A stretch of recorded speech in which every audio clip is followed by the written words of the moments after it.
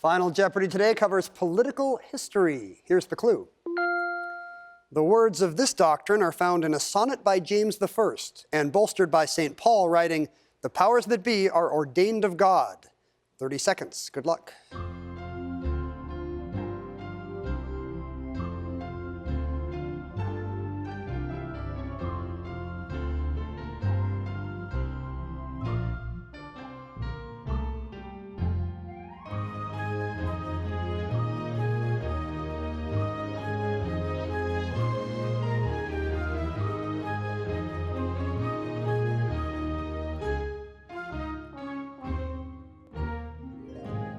Jonathan Goldman at the end had $7,400 and wrote down, "What is divine?" Didn't quite get to it. That's not correct. You wagered nothing at all. You stay with $7,400.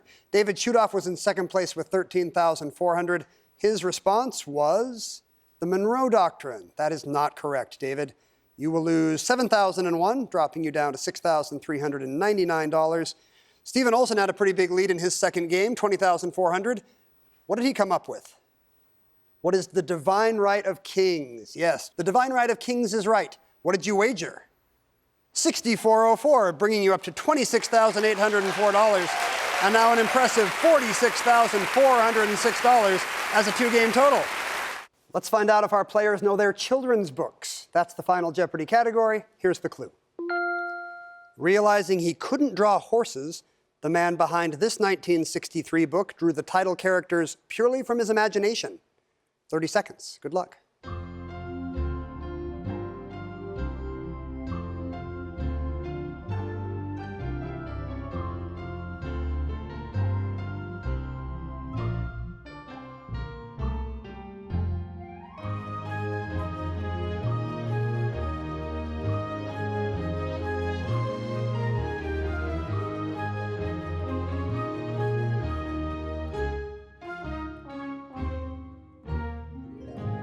We'll begin with Hester Bass in the middle, $3,200, and a Final Jeopardy response of, what is Harold and the Purple Crayon? Not the right book, Hester, although I do love that book. How much did you wager?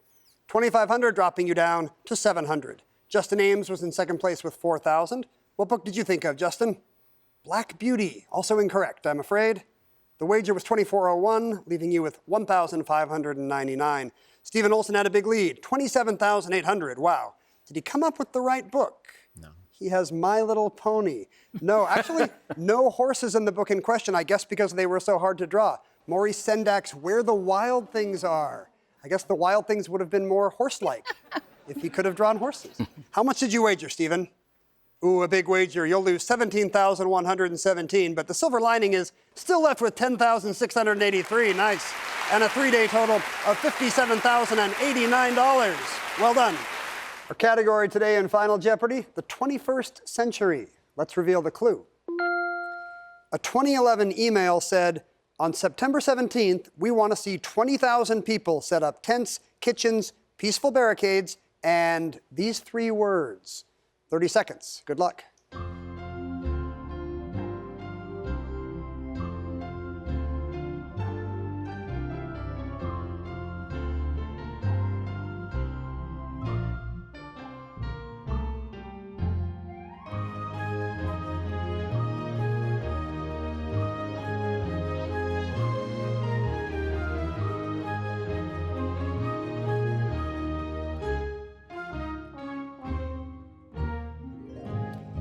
Jaden Giroux was in third place with $6,400. His response was, what is love you, Mom?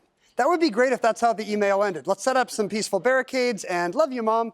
I'm afraid that's a great sentiment, not correct for this clue. What did you wager, Jaden?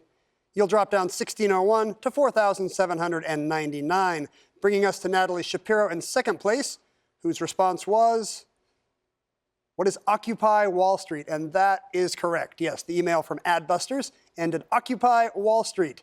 How much did you wager? You'll add $6,000, bringing you to $14,000. But Stephen Olson had $17,200, not catchable today. Did he know it was Occupy Wall Street? He did. How much did he wager? 93, bringing him to 17,293, and now a 4-day total of $74,382. Well done. For Final Jeopardy today, we're dealing with U.S. towns, and this clue. This southern town, known for big watermelons, is the birthplace of the politicians who were governors of its state in 1983, 2003, and 2023. 30 seconds, players. Good luck.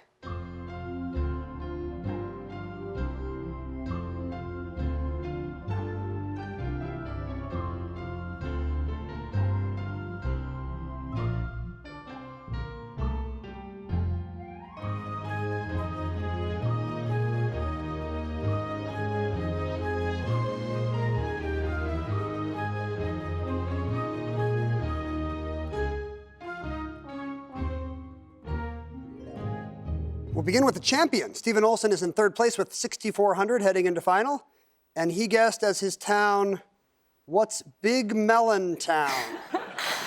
I hate to say that Big Melon Town is incorrect. It sounds great, but no, I'm afraid that's not it. What did you wager, Stephen? Everything but $1. He's left with a buck. Eric Nielsen was in second place with 12,700. Was he thinking about Big Melon Town? I kind of am now. Little Rock, Arkansas. No, right state, not the right municipality, Eric. What did you wager?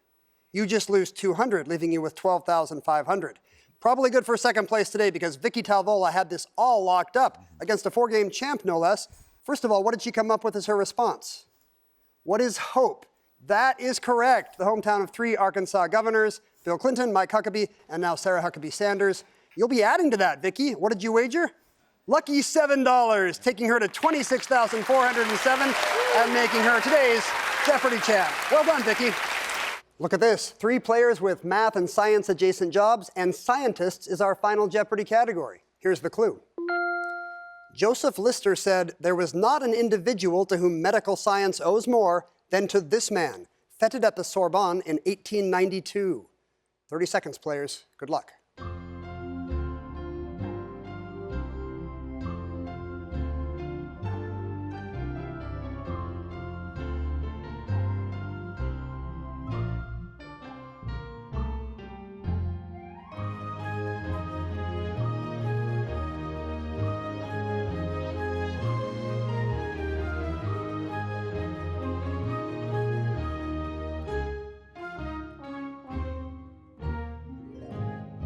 Let's begin with Yasmin Mitchell in third place with 7,600. What scientist did you come up with, Yasmin? Who is Pasteur? That is correct, known for his historic work with vaccines.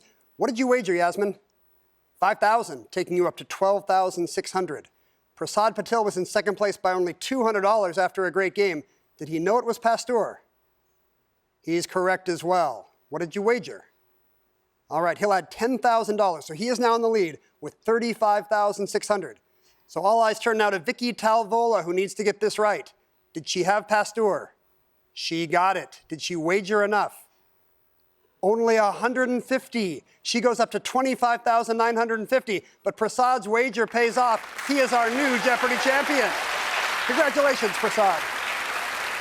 Great game today. I'm sure there will be more next week. We'll see you then.